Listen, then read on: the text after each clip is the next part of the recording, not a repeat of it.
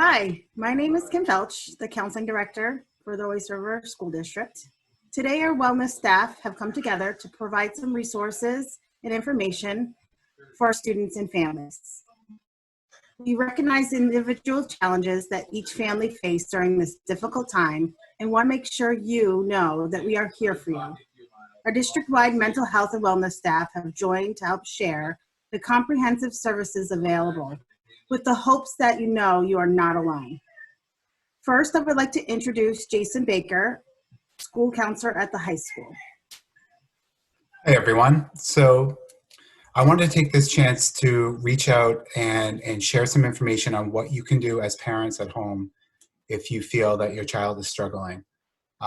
Normally when we are in school, it's easy to pick up the phone, send an email, or ask your student to stop into our office and see us. But in the world of remote learning, that's obviously changed.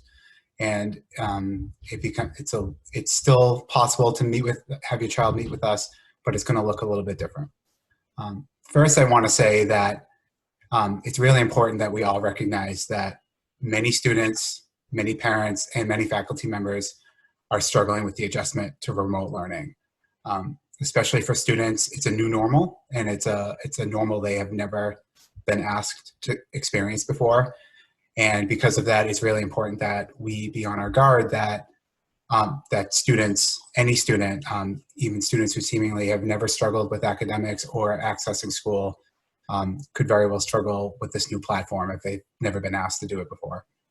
And so during this time, among all the other things that we are doing as educators, as parents, it's important that we just check in regularly with our children, and at any moment that there's a concern about their well-being, that you reach out.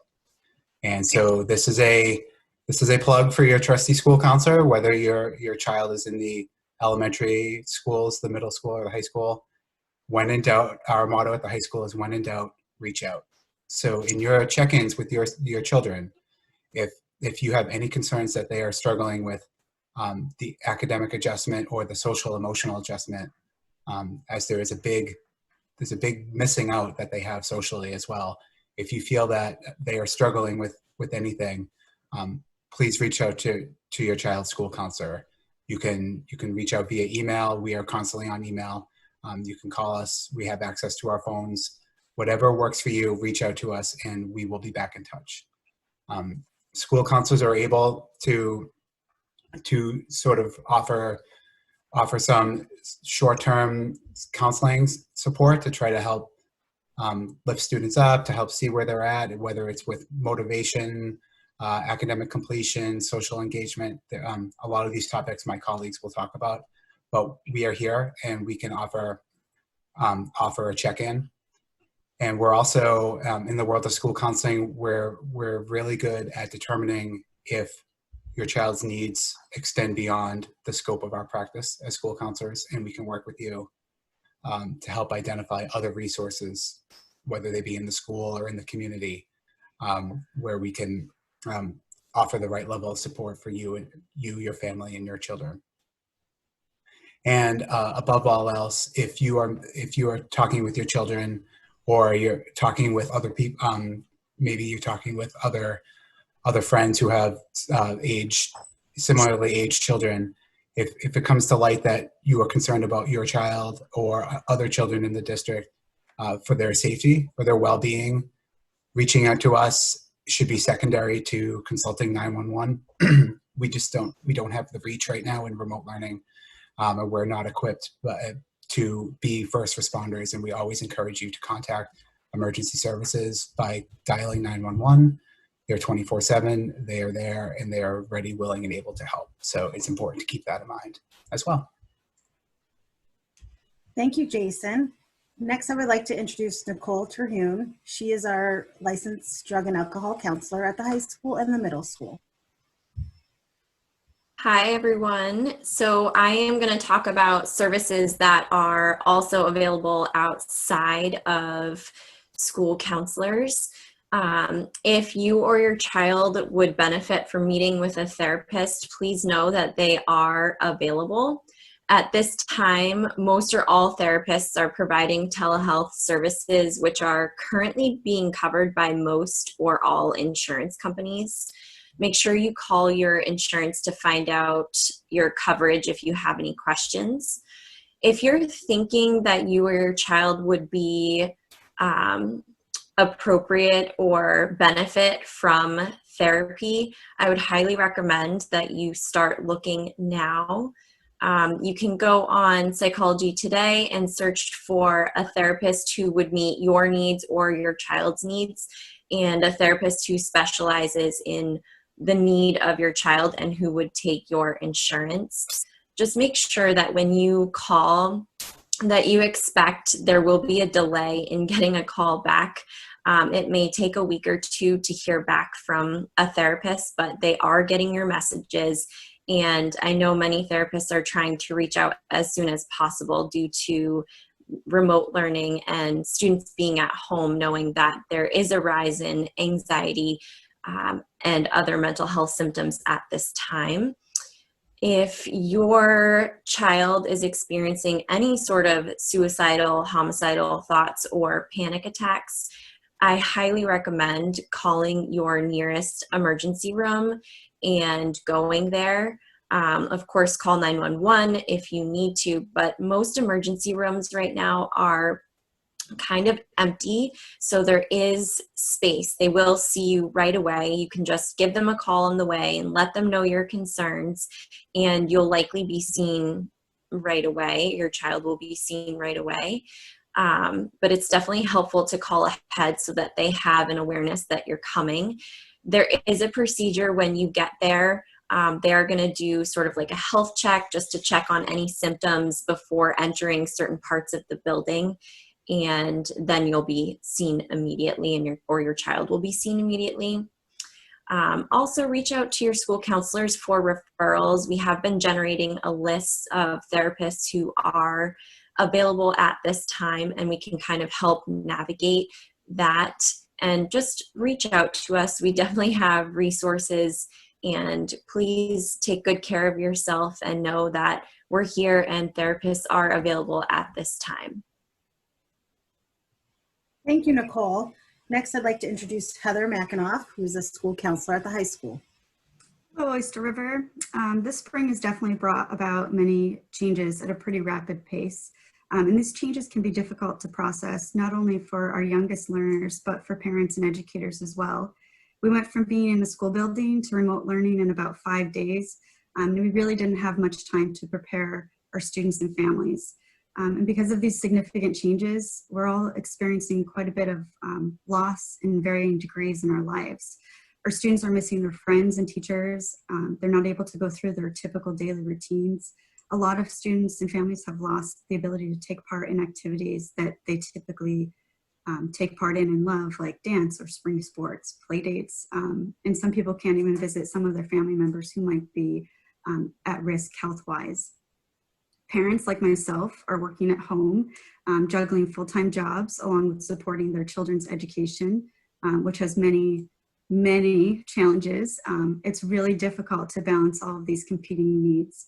And then we add on the fact that a lot of our anticipated transitional activities like step-up days, concerts, celebrations at the end of the year, graduation may not occur in a traditional way if they occur at all this year. And it can really bring about a sense of loss. It's really normal to feel the loss or grief about these events and traditions that we've come to expect in our daily lives. The uncertainty of our situation also brings sort of an anticipatory grief, feeling the loss of the things that we might lose in the future. It's really important that we share with our kids and ourselves that it is temporary, even though it doesn't feel temporary. And our daily lives may be changing moving forward.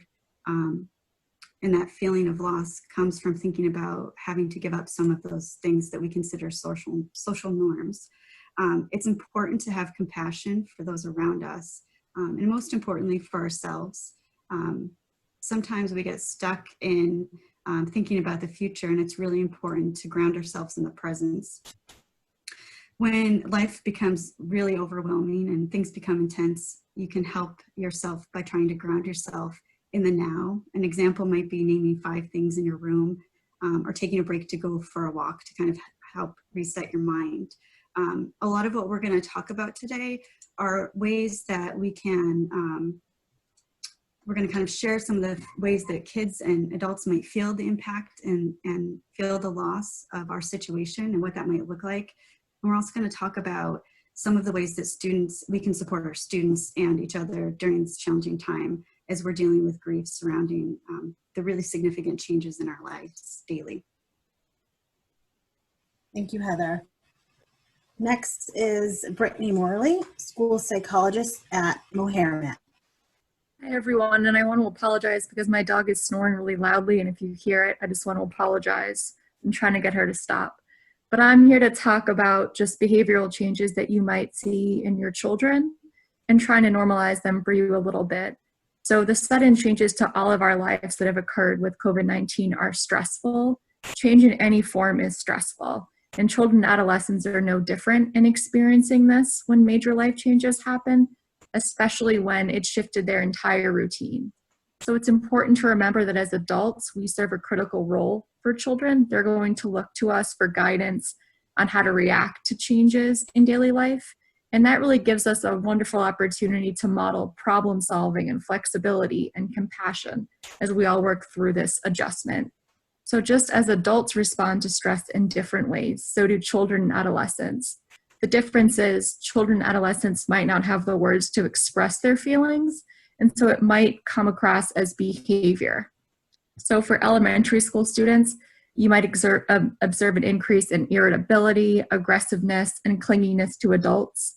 They might have difficulty concentrating on remote learning and might start to withdraw from activities they once loved or opportunities to connect with their peers virtually. Behaviors that previously resolved might rear their ugly heads again, like bedwetting and tantrums, sleep disturbances, frequent nightmares, and they might express fears that you thought they didn't have anymore, like fears of the dark or fears of being alone. They can also, so that's what happened with younger kids. And for older kids, like middle and high school students, you might see an increase in acting out behaviors, for lack of a better term. So they might feel really overwhelmed by the intense emotions that they're feeling and not really be able to describe them. So you might see an increase in arguing and seeking out conflict with siblings, friends, and even parents. You'll maybe see some difficulties with concentration, and may see that withdrawal again from school, lack of motivation for school, and really removing themselves from friends and activities they enjoyed. Sleep and eating might be disturbed, and you might see an increase in just physical complaints. There is the risk that older students might seek out unhealthy coping strategies to work through the high degree of uncertainty, so that's definitely something to keep an eye on. And even though our children might not be in a place to discuss their specific concerns or might be too young to fully understand, their behaviors are telling you that they're concerned. So as adults, we can model appropriate and healthy coping strategies and ways to manage our own stress. So this could be talking out loud about the positives of the day, demonstrating deep breathing and positive self-talk, and really maintaining a daily routine for yourself so your kid can observe that. Behavior changes are normal, and you might see wax and wanes in behavior as the crisis continues or they're missing events that are coming up. But if your child's behavior does rise to a degree where it's concerning and it's really impacting their overall well-being and the well-being of your family, as other people have said, reach out to us and also reach out to mental health supports in your community. Thank you, Brittany. Next is Felicia Sperry, school psychologist at Mastway. Hi, everyone. I'm here to talk to you today about executive skills. So executive skills are brain-based skills, and they're managed out of our frontal lobes, and they develop slowly across childhood. And these skills are what we use to execute tasks, like and to regulate ourselves. Like they start with foundational skills like task initiation, how to get started, response inhibition, how to stop and think before we do things, and sustained attention, how do we focus without paying attention to all those distractions going on, as well as more advanced skills like planning, organizing, time management, having goal-directed persistence. And in the best of times, and if you don't have learning challenges, these skills take about 25 years to fully mature. So for students that have learning challenges, that timetable can be delayed and often interrupted. So until those skills are fully developed, adults tend to be the surrogate frontal lobes for most kids. And that's true of elementary, middle, and high school kids. And teachers typically do this during the school day by providing schedules, structure, routine, maintaining contact with students to help them manage time and tasks. And when the structure of school is removed, many of the students kind of, if they have frequent and fragile skills, they tend to flounder. But even kids whose skills were strong when they were in school can find themselves struggling now in remote learning. During times of stress, everyone's executive functioning skills are taxed, including parents and teachers. So what's happening is our brains are hardwired to focus on what the immediate situation is and to figure out what the cause is and to focus on that. And our brains then put all our energy towards survival and focusing on it. It's a major survival mechanism we have, and it takes away energy and focus that we would have with our regular executive functioning skills. So parents who are trying to work at home and supervise children's schooling, and in many cases more than one child, as well as parents who have lost jobs and are trying to figure out how they're going to make ends meet, will all find that their skills are taxed as well. And that stress can rub off on our children as well. So here's what our kids are dealing with now. Some parents are not available for support because of their own worries and concerns. And when kids start to see that we're worried and concerned about things, they start to worry about it. There's a loss of that familiar setting and security of daily routines that school provided. There's definitely a reduction in their social contact and activity with their peers at a time in their life when peer relationships are the most important thing, especially for our teenagers. Schools come into the home with different expectations and supports, causing added stress. And there's an increased expectation for our kids to be managing their schoolwork on their own when the normal routines and structure that they're used to aren't there. And while kids have been used to kind of managing their homework on their own, the demands and structure have totally changed with the remote learning, and now they're managing an entire day of schoolwork in their home, and that often overloads students as well as parents. So how do we support our kids with their executive skills? First, we want to start to understand that kids do well if they can. So we want to assume that they're going to do if they could. And so what's an obstacle that's getting in their way and preventing them from doing what they need to do? So it helps if you approach it from like a problem-solving mode. So talk to your child one-on-one, have sympathy and empathy for what they're going through. Use open-ended questions like, this is tough for all of us. Tell me what's going on. What's getting in the way? I noticed you didn't finish your math work. You didn't meet that deadline. Can we talk about what's going on? For younger students, you may not get the language from them. Instead, you might see behaviors like avoidance or acting out. Older kids avoid too and act out as well. So help set up some structure and a routine for them. Make things visual for them. Help them write it down. Help them with time management and organization. Help them to identify the obstacles. You might want to sit down and brainstorm with them. And for when kids are feeling overwhelmed, there's 3 steps that can be really helpful. 1, break down the tasks into very small tasks, things that can be done quickly and easily. Then they feel confidence and you can build up some momentum for bigger tasks. Make a plan with the student for completing the task. Don't do a whole big plan. That might be overwhelming. It may just be, how am I going to get started? Give them that first step to help get them started. Check in with them frequently when they're working so that you can help them with follow through. Know that keep reinforcing that you're there, and if the plan's not working, we can rework it and try it again, and that together you're going to figure it out. You want to let your kids know that they're going to get through this and that you're there to help, and that's the message they should hear and feel on a regular basis. But most of all, make sure you're taking breaks and having fun with your kids, because that's important too, and make sure that you're taking your own breaks. Thanks. Great, thanks, Felicia. Next is Ryan Law, school psychologist at the high school. Hi, excuse me. My topic that I was asked to talk about is motivation, and I'm looking for, I'm looking at what the other people were talking about and thinking about how I can add on to that, because motivation really involves a lot of factors, and some of those factors include how you're feeling, how successful you anticipate you can be at the task, and how much effort the task is and how much reward you could expect to receive for doing a task.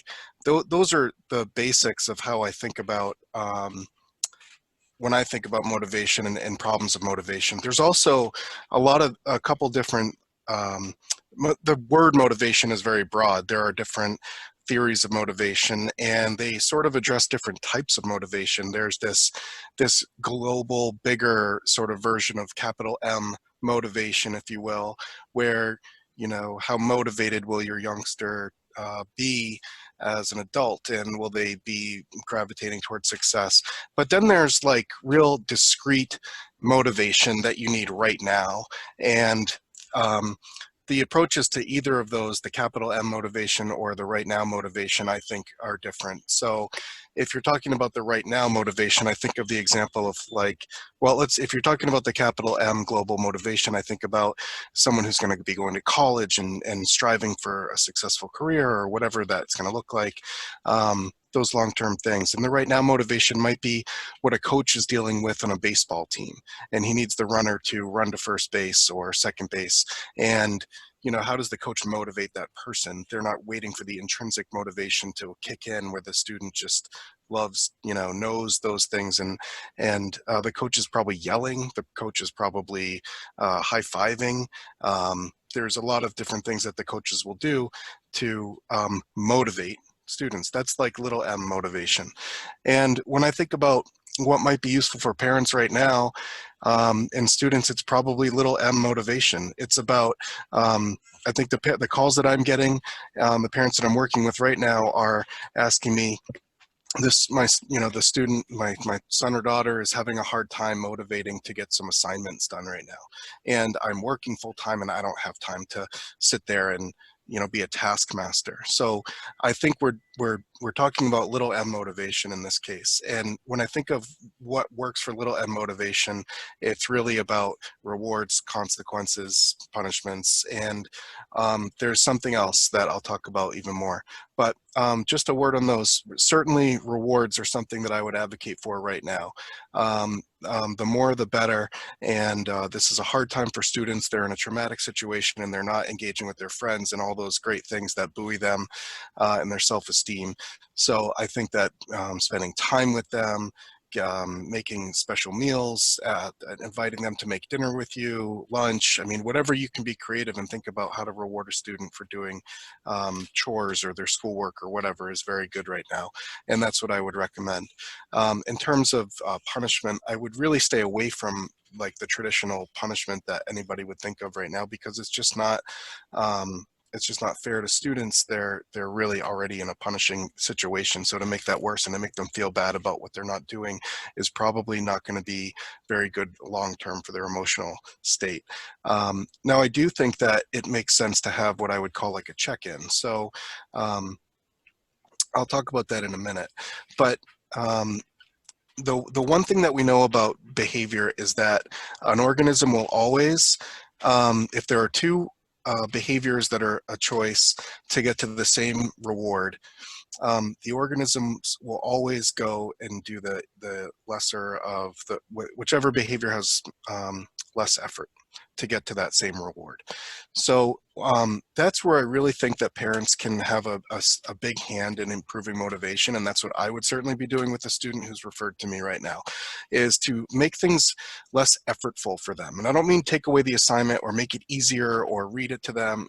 What I mean is, you know, some of the effort that they're expending right now are those executive skills that they're not great at because they haven't developed yet. So helping them organize their day would be a great step toward improving motivation. Helping them be crystal clear about what they have to do today, and then showing them in a calendar and a visual schedule when they could do it. Those kind of interventions would go a long way for parents, because you have to do it one time in the morning, and then it should improve somewhat motivation throughout the day, hopefully. And of course, you'd have to pair that with some sort of reinforcement and encouragement and breaks. I would also, if I'm doing a visual schedule with any student, I'm adding in break time, and I'm making that a very valuable break time and teaching them how to take a valuable break. If they want to go talk with their friends or watch TV, whatever they actually like, not what we want them to like or what feels easy, let them have a solid break that is truly valuable to them, and then work with them on setting a timer to transition back to work. But mapping those things out and planning those things out for the student or with the student who's having trouble with motivation is going to improve their motivation. The other thing that I ask students to do is make a commitment to me on what they can do. So I might say something like, you've got math, reading, and writing that you have to do today. That feels very overwhelming. That reduces the students' sense of whether they can be successful at that. So I break that down and say, tell me one of those things you can do today. And they'll say something like, you know, my language arts work. And I'll say, okay, then are you making a commitment that you're going to complete all of the language arts work and do it very well? And they'll say, yeah, I can make that commitment. And I say, great, I'll check back in with you a little bit later today at 2 o'clock. I mean, I make it specific. But that check-in actually is a form of punishment. It's not what you'd think of as punishment, but it's enough of just a tiny little bit of accountability that they have committed to something, and they might feel a little bit of social whatever if they didn't have that for you when it comes time for that check-in. So that it's going to put a little bit of pressure on them. But breaking those things down and incorporating things like that, I think are a good way to increase motivation. And of course, if we have, we can expect that all students are going to have lapses and good days and bad days with motivation right now. But ultimately, if there's a pattern of really poor motivation and it's just a hard time solving that problem for the parent, then please reach out to the counseling department. Thank you, Ryan. Yeah, that's great. Thank you.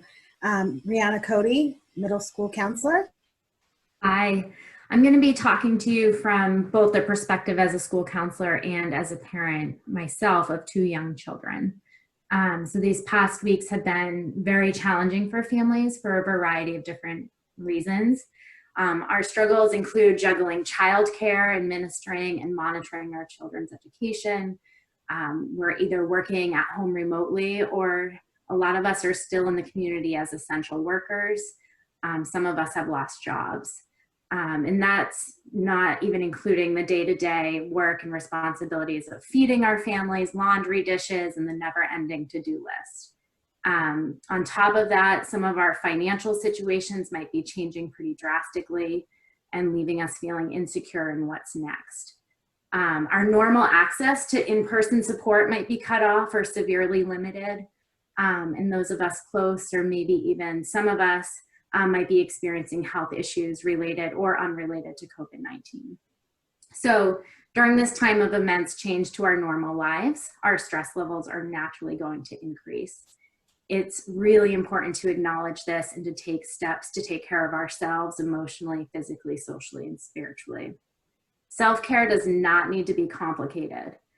For each of us right now, our time is being spent differently than we're used to. This might mean we have a lot of extra time on our hands, although I highly doubt that's true if you're watching this, because that means you have kids. Or like me with kids, we have never felt busier in our lives. So we need to carve out time. Maybe it's 5 minutes before the kids wake up, 30 minutes after they go to bed, 15 minutes in the middle of the day after everyone is fed and they're having quiet time, just to find some time for yourself. We will be better parents if we feel better, and we will feel better if we prioritize self-care during these trying times. So some easy to implement self-care strategies. Go for a walk alone. If you don't have time for a walk, just step outside alone and breathe. Listen to your favorite music with earbuds so nobody can intrude on your headspace. Chat with friends or family, and make sure that those friends and family that you're chatting with are supportive and encouraging to you. Make yourself a cup of tea or coffee and find a space to drink it alone for 10 minutes. Give yourself permission to take a break from the news for a day. And even on the day-to-day, I know we're all tempted to stay on top of it, but limit your news intake each day to only get the important updates. Practice positive self-talk. I know this was mentioned a couple times by my colleagues, but that's another way we can also model for our children, just as we're going through our day, practicing that positive self-talk. Stay in the here and now and focus on what you do have control over. Get up from your workspace and stretch every 30 minutes. Try to eat healthy food and drink lots and lots of water. And trying to establish a sleep routine. Sleep is one of the most important things that we can do for ourselves. And if you stick to it 6 out of 7 nights a week, your body will get in that rhythm and be able to fall asleep easier. The most important things I'm finding are laughing with your kids, dancing with your kids, and hugging your kids is really important for all of us. So for so many reasons, this is really hard. But like we say to our students, we can do hard things. So you got this. Great, thank you. I love those recommendations. Next, we have Karina Delgino, who is a counselor at O'Hara. Hello, everyone. So I'd like to just quickly mention 3 things: resilience, compassion, and joy. So while there's lots of things that we can focus on that are kind of pretty heavy topics and lots of complicated life situations going on right now, I wanted to just take a moment for you to think about tricky times you've had in the past and how you've gotten through it. Because most likely the strategies that got you through, that worked for you, are going to work now. And you might have to tweak that plan a little bit to make it for this situation that we're in. But finding a way to go back to what's worked before is a really important thing to do right now. So one of my strategies is to reach out to people and to ask for help. I know that when I am going through hard times, that reaching out to other people is super, super important, because I can't do it alone. And especially now where it seems like we're so disconnected from those supports that we typically have, know that people are out there that can give you support. So reaching out to any of us if you have need, reaching out to other professionals, reaching out to family, because even being able to give somebody a call and getting some advice, it can be really helpful when you're on the edge. In doing that, you are practicing compassion for yourself. And that's a huge piece of self-care. If I called you and expressed to you difficulties I'm having, you wouldn't tell me, oh, it's not a big deal, suck it up, buttercup, move on. You would want to give me really great support. And that's the same kind of message you want to give yourself during these times. You want to be kind to yourself and forgive yourself. We don't expect perfection. Things are tricky now and unpredictable in so many ways. So, of course, this is a time for us to kind of loosen up a little bit, provide structure for your kids, and compassion for yourself. In part of the self-care, too, joy is something that I want everyone to remember. Marie Kondo is all about sparking joy, and she does it in the context of cleaning up and tidying up. Well, perhaps you might spend a few moments every day doing something joyful. Again, going back to before I had kids, what sparked joy for me, and how can I spark it just a little bit every day? So is it putting my hands in the ground and doing some planting? Is it going on YouTube and watching a March Madness game that I loved? Is it me going out and exercising? All of those things, even doing it for a short amount of time, even if you can't do it the way you used to do it, at least now you're thinking about taking care of yourself. And as you know, we can't be the best parents we want to be if we're not taking care of ourselves. So please remember your resiliency, your compassion, and your joy, and knowing that this is going to be, we're going to get through this, and we are all here for you. Take care. Thank you, Karina. I love that. I always try to remind myself to find the joy. Thank you. Next, we have Erica Talbot, who is the counselor at Mass Way. Erica? Hi, everyone. I'm here today to talk to you a little bit about mindfulness and its benefits for children. So what is it?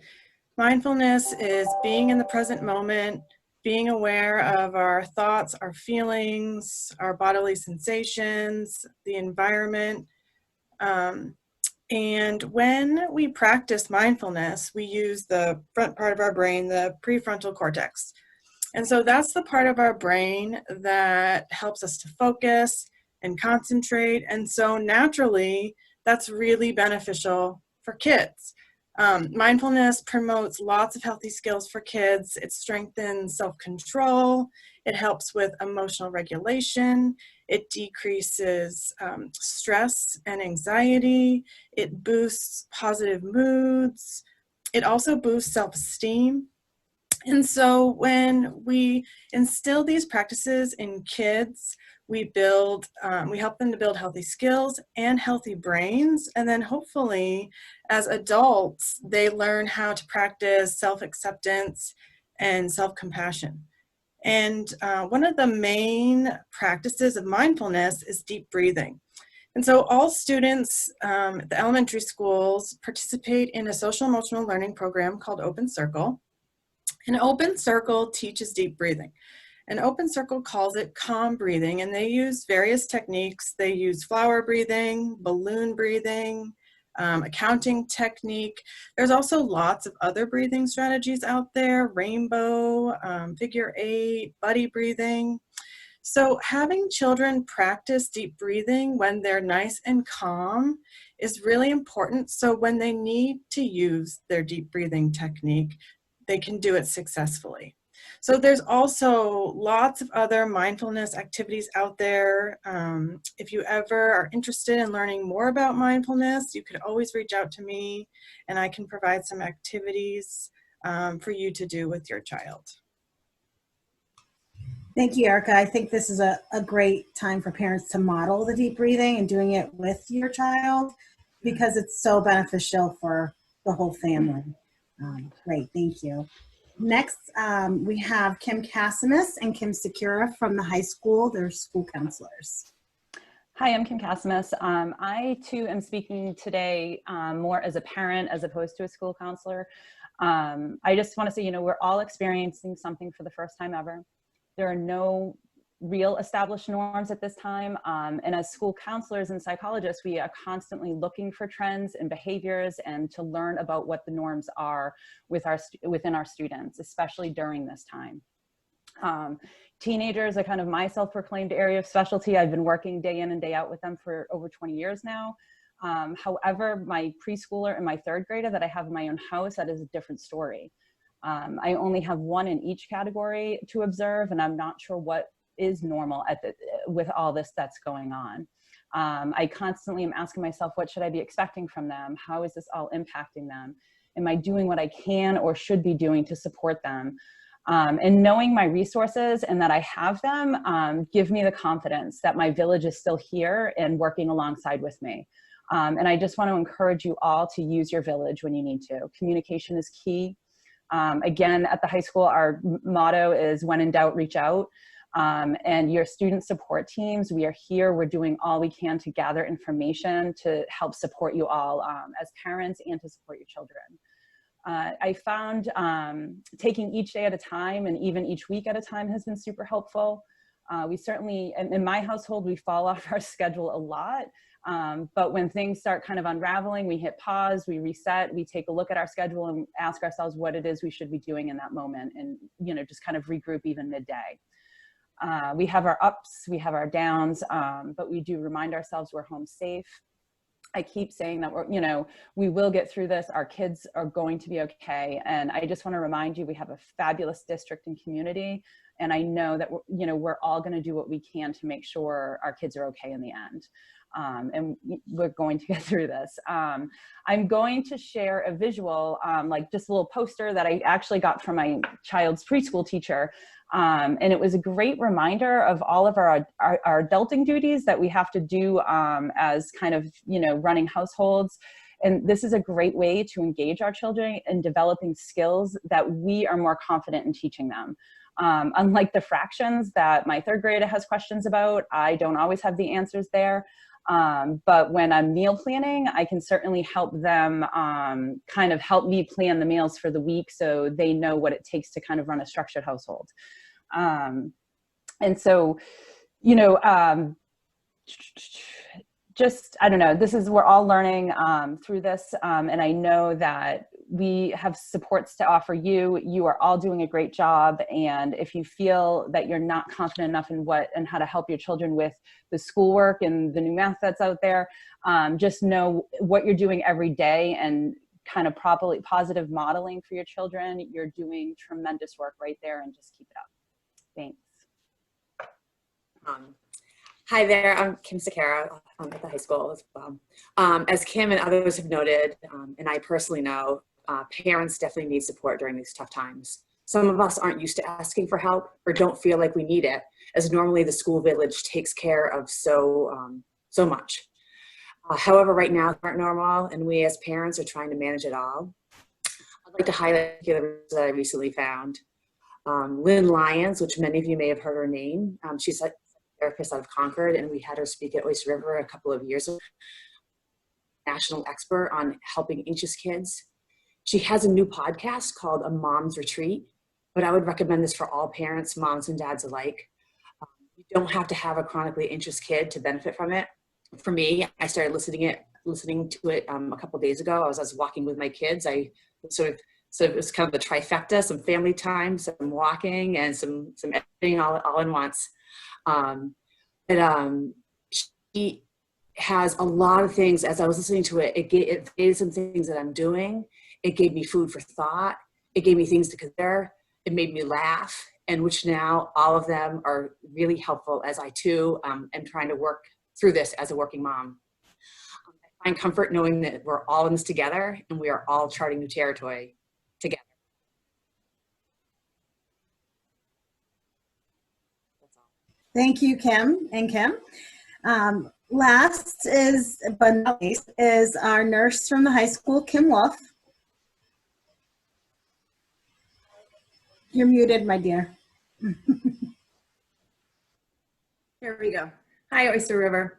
I speak for all of the district nurses. We miss you. We miss your students. Everything that I did want to say, because I'm the last one, has been said, other than if you find that you find yourself in need of services that the nursing staff would have helped you with, please reach out. None of us saw this coming, so there wasn't time to prepare. So if you feel like your students need closure, please reach out, have them email each nurse, and we'll set up a meeting. Also, continue to watch the weekly for health updates. Thank you. Thank you very much. So in closing, I just want to thank you all for watching this video and taking the time. And to reiterate the motto at the high school, when in doubt, please do reach out at any point, even if it's just to kind of vent, to talk, to brainstorm, to get creative ideas. There's a lot of resources in this district that are here for you and at your fingertips. You just have to know where to reach to get them. So please ask. And we hope that this information is helpful to you, and please be safe, be healthy, and take care of yourselves and your children. Thank you very much.